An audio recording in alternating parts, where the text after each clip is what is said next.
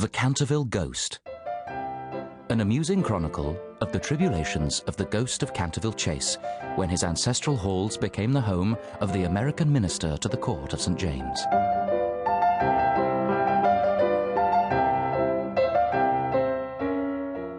One.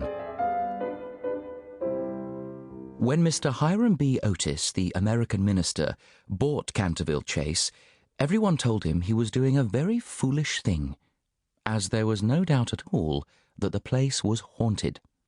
Indeed, Lord Canterville himself, who was a man of the most punctilious honour, had felt it his duty to mention the fact to Mr. Otis when they came to discuss terms.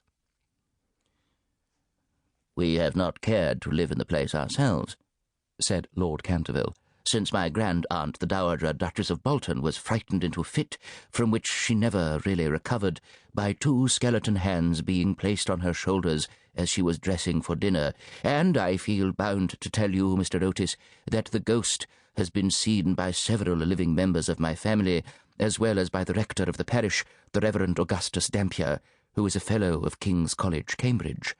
After the unfortunate accident to the Duchess, none of our younger servants would stay with us, and Lady Canterville often got very little sleep at night in consequence of the mysterious noises that came from the corridor and the library."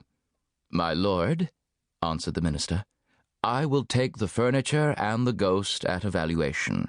I have come from a modern country where we have everything that money can buy, and with all our spry young fellows painting the old world red and carrying off your best actors and prima donnas, I reckon that if there was such a thing as a ghost in Europe, we'd have it at home in a very short time in one of our public museums, or on the road as a show."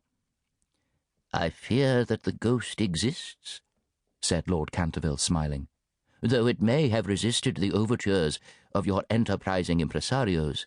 It has been well known for 3 centuries, since 1584, in fact, and always makes its appearance before the death of any member of our family."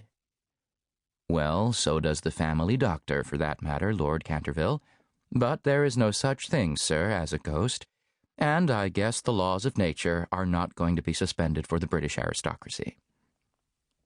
"You are certainly very natural in America," answered Lord Canterville, who did not quite understand Mr. Otis's last observation.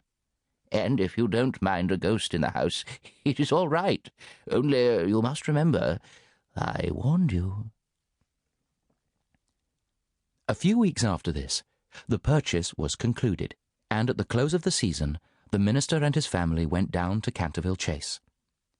Mrs. Otis, who, as Miss Lucretia R. Tappan of West 53rd Street, had been a celebrated New York belle, was now a very handsome, middle-aged woman, with fine eyes and a superb profile. Many American ladies, on leaving their native land, adopt an appearance of chronic ill health, under the impression that it is a form of European refinement, but Mrs. Otis had never fallen into this error. She had a magnificent constitution and a really wonderful amount of animal spirits. Indeed, in many respects, she was quite English, and was an excellent example of the fact that we have really everything in common with America nowadays, except, of course, language. Her eldest son, christened Washington by his parents in a moment of patriotism, which he never ceased to regret, was a fair-haired, rather good-looking young man who had qualified himself for American diplomacy by leading the German at the Newport Casino for 3 successive seasons, and even in London was well known as an excellent dancer. Gardenias and the peerage were his only weaknesses.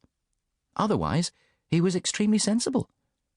Miss Virginia E. Otis was a little girl of 15, lithe and lovely as a fawn, and with a fine freedom in her large blue eyes. She was a wonderful Amazon, and had once raced old Lord Bilton on her pony twice round the park, winning by a length and a half just in front of the Achilles statue, to the huge delight of the young Duke of Cheshire, who proposed to her on the spot.